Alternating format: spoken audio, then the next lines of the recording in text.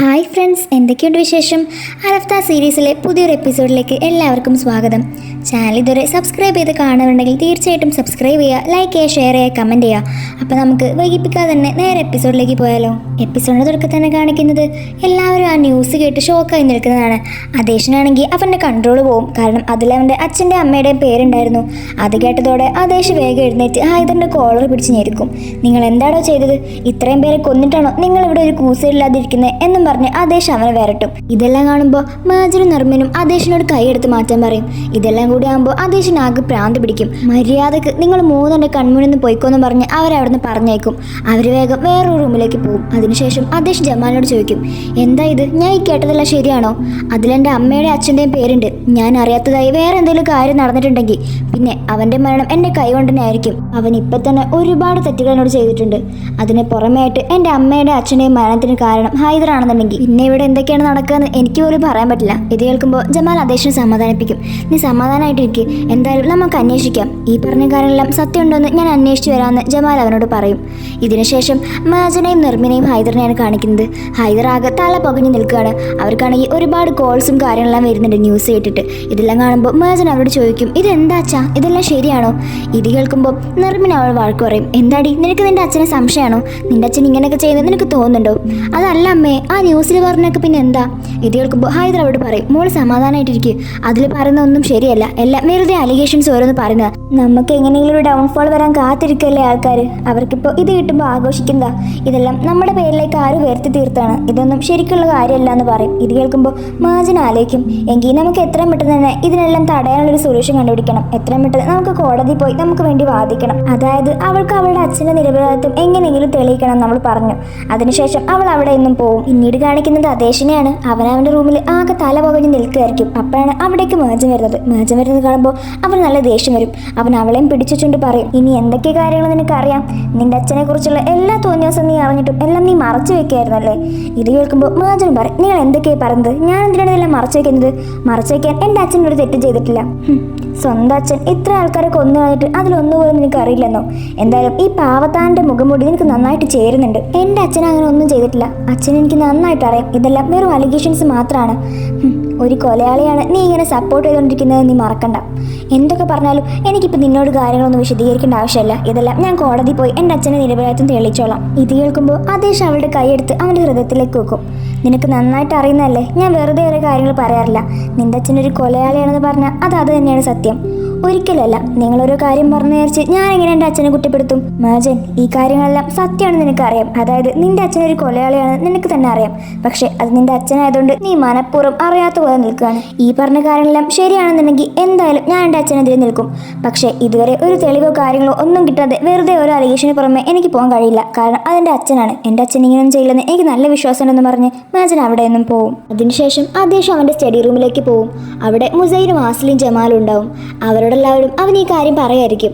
എന്തൊക്കെയാണെങ്കിലും ഹൈദർ ഈ കാര്യം ചെയ്തിട്ടുണ്ടെങ്കിൽ അവനെ ഞാൻ ഒരിക്കലും വെറുതെ ഇടാൻ പോകുന്നില്ല. കാരണം അവനെന്നോട് പറഞ്ഞ കാര്യം എൻ്റെ പാരൻസ് ഒരു ആക്സിഡൻറ്റിൽ മരിച്ചു പോയെന്നാണ്. ഇത്രയും കാലങ്ങളായിട്ട് ഞാൻ അത് തന്നെയാണ് വിശ്വസിച്ചിരുന്നത്. അന്ന് എനിക്ക് ഇപ്പോഴും നല്ല ഓർമ്മയുണ്ട്.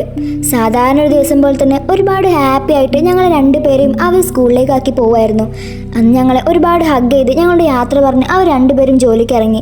ഞങ്ങളും സാധാരണ പോലെ തന്നെ ഒരുപാട് ഹാപ്പിയായി ഞാനും ഹെയിലും സ്കൂളിലേക്ക് പോയി. ഞങ്ങളെ ക്ലാസ് കഴിയുന്ന സമയം അമ്മയുടെ അച്ഛൻ്റെയും ജോലി കഴിഞ്ഞ് വരുന്ന സമയം ഒരേ ടൈമിലായിരുന്നു.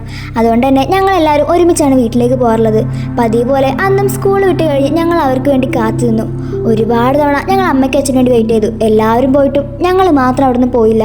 അമ്മയും അച്ഛനും എന്താ വരാത്തതെന്ന് ആലോചിച്ചുകൊണ്ടിരിക്കുമ്പോഴാണ് അവിടേക്ക് ഹൈദർ അവൻ്റെ കാറിൽ വരുന്നത്. അവിടെ വെച്ചാണ് ഹൈദർ ഞങ്ങളുടെ ആ കാര്യം പറയുന്നത്.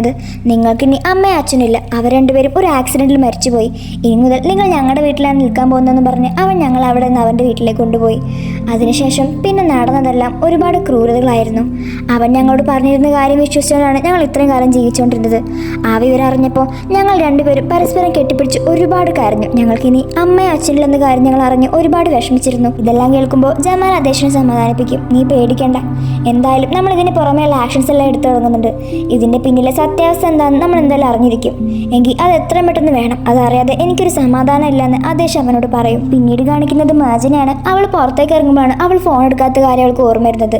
അതെടുക്കാൻ വേണ്ടി അവൾ പെട്ടെന്ന് ഉള്ളിലേക്ക് കയറാൻ വേണ്ടി വാതിലിറക്കുമ്പോൾ അവിടെ നിന്ന് ആദേശ് വരുന്നുണ്ടാവും.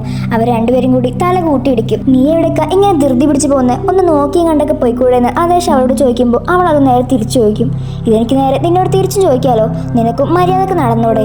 നിനക്ക് മാത്രമല്ല ഈ വീട്ടിൽ പ്രശ്നം കാര്യങ്ങളല്ല ഉള്ളത്, നിന്റെ ചുറ്റുമുള്ളവർക്കും അവരുടേതായ വിഷമങ്ങളും കാര്യങ്ങളും എല്ലാം ഉണ്ട്.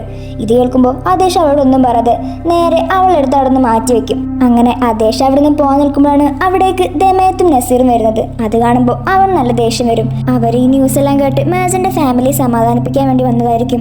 അവരെ കാണുമ്പോൾ മാജൻ അവരെ വെൽക്കം ചെയ്യും. അത് കാണുമ്പോൾ പുറത്തേക്ക് പോകാൻ നിന്ന് ആദേശ് ഉള്ളിലേക്ക് എന്നെ കയറി വരും. എന്നിട്ട് മാജന്റെ കൈ പിടിച്ച് നസീറിനോട് ചോദിക്കും, നീ എന്താ ഇവിടെ ചെയ്യുന്നത്? നിനക്കൊന്ന് പോയിക്കൂടെ? ഞാനിപ്പോൾ ഇവരുടെ പ്രശ്നമെല്ലാം അറിഞ്ഞ് ഇവരെ സമാധാനിപ്പിക്കാൻ വന്നതാ. എന്താ എനിക്കതിനോട് വരാൻ പാടില്ലേ? ആദേശിനാണെങ്കിൽ ഇപ്പൊ തിരക്ക് വിടാനുള്ള മൂഡില്ലെന്ന് തോന്നുന്നു.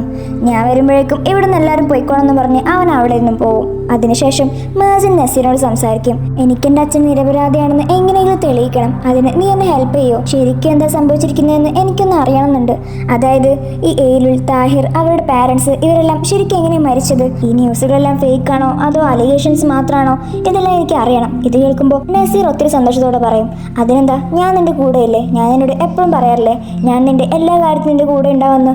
അതുകൊണ്ട് തന്നെ നീ ഈ കാര്യം എന്നോട് പറഞ്ഞിട്ടെങ്കിൽ അത് ഞാൻ ചെയ്തു തരാം എന്നും പറഞ്ഞ് നസീർ അവിടെ നിന്നും പോകും. അതിനുശേഷം ആദേശ് ജമാലിനോട് ഈ കാര്യങ്ങളെ കുറിച്ച് സംസാരിക്കുകയായിരിക്കും. ജമാലും ആദേശിനോട് പറയും, നീ പേടിക്കേണ്ട ആവശ്യമില്ല, ഇവിടെ ഞാനുള്ളപ്പോൾ എല്ലാ കാര്യവും ഞാൻ തന്നെ ശേഖരിച്ച് കണ്ടെത്തിക്കോളാം. എങ്കിൽ ഞാനൊരു സ്ഥലം വരെ പോയി വരാമെന്നും പറഞ്ഞ് ആദേശ് അവൻ്റെ കാർ കയറിപ്പോവും. ഇതെല്ലാം മാജൻ ദൂരെ നിന്നും കാണുന്നുണ്ടായിരുന്നു. ഇവനി എന്താ പുതിയ പ്രശ്നം ഉണ്ടാക്കാൻ പോവാണെന്ന് വിചാരിച്ച് അവളും അവനെ ഫോളോ ചെയ്ത് പോവും. ആദേശ് നേരെ പോകുന്നത് അവർ മുൻപ് പോയിരുന്ന അവൻ്റെ പഴയ ആ വില്ലേജിലേക്കാണ്. അവിടെ എത്തുമ്പോൾ മാജനും ഒരു ടാക്സിയിൽ ഇവനെ ഫോളോ ചെയ്ത് അവിടേക്ക് വരുന്നുണ്ടാവും. ആദേശ് മാജൻ വരുന്നത് കാണാതെ അതിലൂടെ നടക്കുകയായിരിക്കും. മാജനും ഇവനെ ഫോളോ ചെയ്ത് ഇവൻ എന്താ ചെയ്യുന്നത് നോക്കി നിൽക്കുകയാണ്. മാജൻ ഇവനെ ഫോളോ ചെയ്ത് അവസാനം പെട്ടെന്ന് ഇവനെ കാണാതാവും. ഇവനിപ്പം എവിടുന്നാ ഇത്ര പെട്ടെന്ന് ഡിസപ്പിയർ ആയി പോയതെന്ന് ആലോചിച്ച് നിൽക്കുമ്പോഴാണ് പിറകിൽ കൂടെ അവൻ വരുന്നത്. നീ എന്നെയല്ലേ അന്വേഷിക്കുന്നത്? ഞാൻ നിന്റെ പുറകിൽ തന്നെയുണ്ട്. ഇത് കേൾക്കുമ്പോൾ മാജൻ പെട്ടെന്ന് ഷോക്കായി തിരിഞ്ഞു നോക്കും. നീ ഇവിടെ എന്താ ചെയ്യുന്നതെന്ന് ആദേശ് അവളോട് ചോദിക്കും. അത് കാണുമ്പോൾ അവളും പറയും, ഞാനിവിടെ നിന്നോട് സംസാരിക്കാൻ വന്നതാ. നീ ഇവിടേക്ക് വരുന്നത് ഞാൻ കണ്ടിരുന്നു, അതാ ഞാൻ ഇങ്ങോട്ട് വന്നത്. ആദേശ് ഒന്നും മിണ്ടാതെ അവൾ തന്നെ നോക്കി നിൽക്കുന്നത് കാണുമ്പോൾ അവൾ പറയും, ആ ശരി, ഞാനിവിടെ നിന്നെ ഫോളോ ചെയ്തു വന്നതാ. എന്താ സമാധാനമായോ? അതെനിക്ക് നന്നായിട്ട് അറിയായിരുന്നു. അതുകൊണ്ട് തന്നെ നീ ഇപ്പോൾ ഇത് പറഞ്ഞപ്പോൾ എനിക്ക് പ്രത്യേകിച്ചൊന്നും തോന്നില്ല. നീ ആ മാൻഷൻ മുതൽ എന്നെ ഫോളോ ചെയ്ത് വരുന്ന കാര്യം ഞാൻ കണ്ടിരുന്നു. അല്ല, നീ ഇവിടെ എന്താ ചെയ്തിരുന്നതെന്ന് മാജൻ ആദേശിനോട് ചോദിക്കും. അത് ഞാൻ എന്തിനാണ് നിന്നോട് പറയുന്നത്? ഇത് കേൾക്കുമ്പോൾ മാജൻ വിചാരിക്കും, ഇവനോടൊക്കെ സംസാരിക്കാൻ വന്ന് എന്നെ വേണം പറയാൻ എന്നും പറഞ്ഞ് അവൾ അവിടെ നിന്നും പോകാൻ നിൽക്കുമായിരിക്കും. അപ്പോൾ അവൻ അവളെ തടഞ്ഞോട് ചോദിക്കും, സത്യം പറ, നീ ഇവിടെ എന്തിനാ വന്നത്? നീ ഇപ്പം നിന്റെ ഫാമിലിയുടെ കൂടെ അവരെ സമാധാനിപ്പിച്ച് നിൽക്കേണ്ടതല്ലായിരുന്നു. എന്നിട്ട് നീ ഇപ്പം എൻ്റെ പുറകെ നടക്കുകയാണോ? ഞാൻ പറഞ്ഞില്ലേ നിനക്ക് എല്ലാ സത്യങ്ങളും അറിയാം. പക്ഷേ ഇത് നിന്റെ അച്ഛനായതുകൊണ്ട് മാത്രം നീ അതൊന്നും അറിയാത്തതുപോലെ നടക്കുകയാണ്. ഇത് കേൾക്കുമ്പോൾ മാജൻ അവനോട് പറയും, നീ ഇപ്പോൾ കൊലയാളി എന്ന് പറയുന്നത് എൻ്റെ അച്ഛനെയാണ് ആദേശ്. എൻ്റെ അച്ഛനെ എങ്ങനെയാണ് എനിക്ക് അങ്ങനെ കാണാൻ കഴിയുന്നത്? എൻ്റെ അച്ഛൻ ഒരിക്കലും അങ്ങനെ ചെയ്യില്ലെന്ന് എനിക്കറിയാം. ഒരു തെളിവുകളോ കാര്യങ്ങളോ ഒന്നുമില്ലാതെ വെറും അലിഗേഷൻസ് കേട്ട് ഞാൻ എങ്ങനെ ഇത്രയും കാലം എന്നെ പൊന്നുപോലെ നോക്കി വളർത്തി എൻ്റെ സ്വന്തം അച്ഛനെ തള്ളി പറയുന്നത്? ഇത് കേൾക്കുമ്പോൾ ആദേശ് അവളോട് പറയും, ഓ, നിന്റെ സ്വന്തം പൊന്നുപോലെ നോക്കിയ അച്ഛനാണല്ലേ? അങ്ങനെയാണെങ്കിൽ പിന്നെ അവരെന്തിനാ പൈസയ്ക്ക് വേണ്ടി നിനക്കോ നിന്റെ ഫാമിലിക്കോ ആർക്കും അറിയാത്ത എനിക്ക് കല്യാണം കഴിച്ചു തന്നത്? ഇതെല്ലാം കേൾക്കുമ്പോൾ മാജൻ നല്ല വിഷമവും. ആദേശ്, നീ എന്തിനാ എന്നെ ഇങ്ങനെ വീണ്ടും വീണ്ടും വേദനിപ്പിക്കുന്നത് എന്ന് പറഞ്ഞ് അവൾ അവിടെ നിന്നും പോവും. മാജൻ വിഷമിക്കുന്നത് കാണുമ്പോൾ ആദേശിന് നല്ല വിഷമാവുന്നുണ്ട്. അതിനുശേഷം അവർ രണ്ടുപേരും കൂടി വീട്ടിലേക്ക് വരുമായിരിക്കും. അപ്പോഴാണ് അവിടെ ഹൈദർ നിറമേ നിൽക്കുന്നുണ്ടാവുക. അവൾ നേരെ ഹൈദറിന്റെ അടുത്തേക്ക് ഒന്ന് ചോദിക്കും, അച്ഛാ എന്താ ഈ കാര്യങ്ങളെല്ലാം? ഇത് കേൾക്കുമ്പോൾ ഹൈദറും പറയും, കാര്യങ്ങളെല്ലാം ഞാൻ വേണ്ട പോലെ ചെയ്തിട്ടുണ്ട്. ഞാൻ എൻ്റെ വക്കീലിനോട് എൻ്റെ എല്ലാ സ്റ്റേറ്റ്മെൻറ്റും തുറന്നു പറഞ്ഞിട്ടുണ്ട്. ഈ ന്യൂസ് ആരാണോ അടിച്ചിറക്കിയത് അവരെന്തായാലും ഞാൻ പൂട്ടിച്ചിരിക്കും എന്ന് അവൻ ആദേശം നോക്കി പറയും. ഇത് കാണുമ്പോൾ ആദേശ് ഹൈദറിനോട് പറയും, നിങ്ങൾ പ്രാർത്ഥിക്കുന്നത് പോലെ ഇതെല്ലാം വെറും അലിഗേഷൻസ് ആവണം തന്നെയാണ് ഞാനും വിചാരിക്കുന്നത്. അല്ല, നേരെ മറിച്ച് ഇതിൽ സത്യം ഉണ്ടെങ്കിൽ പിന്നെ നിങ്ങൾ അങ്ങോട്ട് അനുഭവിക്കാൻ കിടക്കുന്നേ ഉള്ളൂ എന്ന് പറഞ്ഞ് ആദേശ് അവിടെ നിന്നും പോവും. അങ്ങനെ നേരം രാത്രിയായി.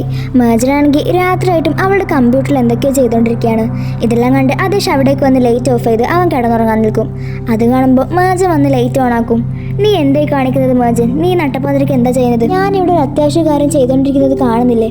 ഞാൻ എൻ്റെ അച്ഛൻ്റെ നിരപരാധിത്വം എങ്ങനെയെങ്കിലും തെളിയിക്കാൻ വേണ്ടി നടക്കുകയാണ്. ഇത് കാണുമ്പോൾ ആദേശം നല്ല ദേഷ്യം വരും.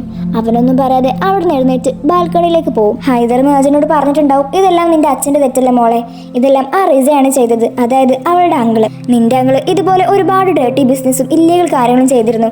അതെല്ലാം പിടിക്കപ്പെടുമ്പോൾ അവൻ എൻ്റെ തലയാണ് ഇടാറുള്ളത്. അതിന് പകരമായിട്ട് അവൻ എന്നോട് പൈസ ചോദിച്ച് വരാറുണ്ടായിരുന്നു. അതുപോലെ ഒരു കാര്യത്തിന് കല്യാണത്തിന് പൈസ ചോദിച്ചു വന്നതാണ്. ഇപ്പോൾ ആ പ്രശ്നങ്ങളെല്ലാം അവൻ എൻ്റെ തലയിലേക്കിട്ടാണ് പോയത്. ഇതെല്ലാം കേൾക്കുമ്പോൾ മേജന് നല്ല വിഷമമായിട്ടുണ്ടായിരുന്നു. കാരണം അവളൊരിക്കലും അവളുടെ ആങ്ങളെ അങ്ങനെ വിചാരിച്ചിട്ടില്ലായിരുന്നു. അവൾക്ക് റിസാങ്കിൾ എന്ന് പറഞ്ഞാൽ ഭയങ്കര ഇഷ്ടമായിരുന്നല്ലോ. അതെല്ലാം കേട്ടപ്പോൾ അവൾ ആകെ വിഷമിച്ചു. ഇതെല്ലാം ആലോചിച്ചുകൊണ്ട് അവൾ കമ്പ്യൂട്ടറിൽ വർക്ക് ചെയ്തുകൊണ്ടിരിക്കുകയാണ്. എന്തായാലും ഞാൻ എൻ്റെ അച്ഛൻ്റെ നിരപരാധിത്വം തെളിയിച്ചിരിക്കും. അതേഷ്, നീ വിചാരിക്കുന്നത് പോലെ എൻ്റെ അച്ഛനല്ല ഇതിൻ്റെ പിറകിൽ. ഇതെല്ലാം റിസാങ്കിളുടെ പണിയായിരുന്നു. ഇതെല്ലാം മേജൻ അവിടെ ഇരുന്ന് ഇങ്ങനെ പറയാണ്. അപ്പോഴാണ് അവൾ അതേഷ് പുറത്ത് ബാൽക്കണിയിൽ നിൽക്കുന്ന കാര്യം ശ്രദ്ധിക്കുന്നത്. അതേഷ് പുറത്തിങ്ങനെ ഒറ്റയ്ക്ക് നിൽക്കുന്ന കാണുമ്പോൾ മേജൻ എന്തോ പോലെ തോന്നും. അവൾ നേരെ അവൻ്റെ അടുത്തേക്ക് പോയി ഒരു ഗ്ലാസിന്റെ പിറകിലായിട്ട് അവനെ തന്നെ നോക്കി നിൽക്കും. അപ്പോഴാണ് അതേഷ് പെട്ടെന്ന് തിരിഞ്ഞു നോക്കുന്നത്. അത് കാണുമ്പോൾ മേജൻ എന്തോ പോലെ ആവും. അവൾ വേഗം അവളുടെ ബെഡിൽ തന്നെ വന്ന് കിടക്കും. പിന്നീട് കാണിക്കുന്നത് അടുത്ത ദിവസം രാവിലെയാണ്. മേജൻ അതേഷിനെ തന്നെ നോക്കിയിരിക്കുകയാണ്. നിന്റെ മനസ്സിലൂടെ എന്തൊക്കെയോ കാര്യങ്ങൾ പോകുന്നത് എനിക്ക് മനസ്സിലാവുന്നുണ്ട്. പക്ഷേ അതെന്താണെന്ന് മാത്രം എനിക്ക് അറിയാൻ കഴിയുന്നില്ല.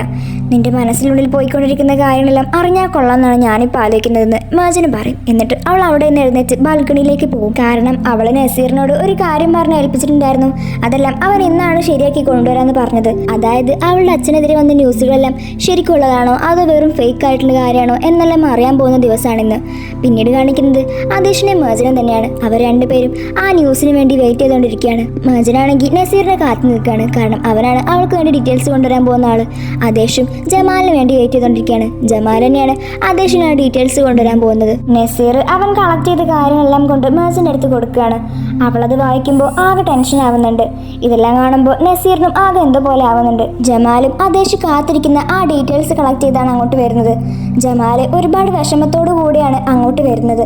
അവൻ വന്ന പാടെ തന്നെ ആ സ്റ്റഡി റൂമിന്റെ വാതിൽ കുറ്റിയിട്ട് അതിന്റെ ചാവി അവന്റെ പോക്കറ്റിൽ തന്നെ ഇടും. അതിനുശേഷം അവൻ ആ ഡീറ്റെയിൽസ് അതേഷിന് കൊടുക്കും.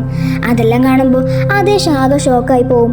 കാരണം അതിൽ പറഞ്ഞിരിക്കുന്നത് ആ ന്യൂസിൽ പറഞ്ഞിരിക്കുന്ന കാര്യങ്ങളെല്ലാം ശരിയാണെന്നാവും. അതായത് അതേഷിന്റെ അച്ഛനും അമ്മയും മരിച്ചത് ആക്സിഡന്റ് കാരണമൊന്നുമല്ല, അതെല്ലാം ആ ഹൈദർ തന്നെ കൊന്നതാണെന്ന് അതിൽ നിന്ന് മനസ്സിലാവും. കാരണം അതിൽ അവർ രണ്ടുപേരും വെടിയേറ്റാണ് മരിച്ചിരിക്കുന്നതെന്നാണ് അവരുടെ പോസ്റ്റ്മോർട്ടം റിസൾട്ടിൽ വന്നിരിക്കുന്നത്. വെടി കൊണ്ട് മരിച്ചതാണെന്ന് കേൾക്കുമ്പോൾ തന്നെ അതേഷിന് കാര്യം മനസ്സിലാവും. ഇതെല്ലാം ഹൈദർ തന്നെയാണ് ചെയ്തിരിക്കുന്നതെന്ന്. കാരണം അവരങ്ങനെ മരിച്ചിട്ടുണ്ടെങ്കിൽ ഹൈദർ വെറുതെ ആക്സിഡന്റിൽ മരിച്ചതാണെന്ന് പറയേണ്ട ആവശ്യമില്ലല്ലോ. ഇതെല്ലാം കൂടി കേൾക്കുമ്പോൾ അതേഷിന് ആകെ ദേഷ്യം വരും. അവൻ വിചാരിച്ചതുപോലെ തന്നെ ഹൈദർ തന്നെയാണ് അവൻ്റെ അമ്മേനെ അച്ഛനെയും കൊന്നിരിക്കുന്നത് നമുക്ക് മനസ്സിലാവും. ഇത്രയും കാലം അവൻ ഹൈദർ പറഞ്ഞ ആ കള്ളം വിശ്വസിച്ച് നടക്കുകയായിരുന്നെന്ന് അറിയുമ്പോൾ അവൻ നല്ല ദേഷ്യം വരുന്നുണ്ട്. ഹൈദർ, നിന്നെ ഞാൻ കൊന്നിരിക്കുന്നു അവൻ അവിടെ ഉറക്കെ പറയാണ്. നേരെ മറിച്ച് മേജന്റെ അടുത്ത് വരുമ്പോൾ അവളും ഇതെല്ലാം വായിച്ച് ആകെ ഷോക്കായിരിക്കുകയാണ്. നസീർ അവളോട് പറയും ഇതിൽ കാണിച്ചിരിക്കുന്ന അവളുടെ മരണത്തിന്റെ ഡേറ്റും മരണത്തിന്റെ കാരണവും എല്ലാം ആ ഹ്യൂമൻ ട്രാഫിക്കിങ്ങിന്റെ കാര്യങ്ങളുമായി ബന്ധപ്പെട്ട് തന്നെയാണ്. പക്ഷെ ഇത് ഹൈദറാണ് ചെയ്തത് എന്നത് മാതിരിയില്ല. എങ്കിലും അവർ പറഞ്ഞ ആ ഡീറ്റെയിൽസ് എല്ലാം ശരി തന്നെയായിരുന്നു. അതായത് ആ ന്യൂസിൽ കാണിച്ച ആ ഹ്യൂമൻ ട്രാഫിക്കിന്റെ കാര്യം അതെല്ലാം ശരി തന്നെയാണെന്ന് മേജന് മനസ്സിലാവും. ഇവർ രണ്ടുപേരും ആകെ ഷോക്കായി നിൽക്കുന്ന കാര്യം കാണിച്ചുകൊണ്ടാണ് അറഫ്ത സീരീസിലെ ഈ ഒരു എപ്പിസോഡോട് അവസാനിക്കുന്നത്. അതേഷാണെങ്കിൽ എങ്ങനെയെങ്കിലും ഹൈദറിനെ കൊന്നിരിക്കും എന്ന് പറഞ്ഞുകൊണ്ട് നിൽക്കുകയാണ്. അവനാകെ കൺട്രോൾ പോയ ഒരവസ്ഥയിലാണ്. ആകെ അലറി വിളിച്ച് നിന്നെ ഞാൻ കൊല്ലടാ എന്നും പറഞ്ഞ് നിൽക്കുകയാണ് അതേഷ്. ഇത് കാണിച്ചോടുകൂടി അറഫ്ത സീരീസിലെ 34ാമത്തെ എപ്പിസോഡോട് അവസാനിക്കുകയാണ്. ഇനി എന്തൊക്കെയാണ് സംഭവിക്കാൻ പോകുന്നതെന്ന് നമുക്ക് വൈകാതെ തന്നെ അടുത്ത എപ്പിസോഡിൽ കാണാം. അപ്പോൾ ഈ ഒരു എപ്പിസോഡ് എല്ലാവർക്കും ഇഷ്ടപ്പെട്ടു എന്ന് വിചാരിക്കുന്നു. ഇഷ്ടപ്പെട്ടവർ തീർച്ചയായിട്ടും ലൈക്ക് ചെയ്യാനും ഷെയർ ചെയ്യാനും സബ്സ്ക്രൈബ് ചെയ്യാനും കമൻറ്റ് ചെയ്യാനും മറക്കരുത്. അപ്പോൾ അടുത്തൊരു അടിപൊളി എപ്പിസോഡ് നമ്മൾ വീണ്ടും വരുന്നതായിരിക്കും. അതുവരെ ബായ്.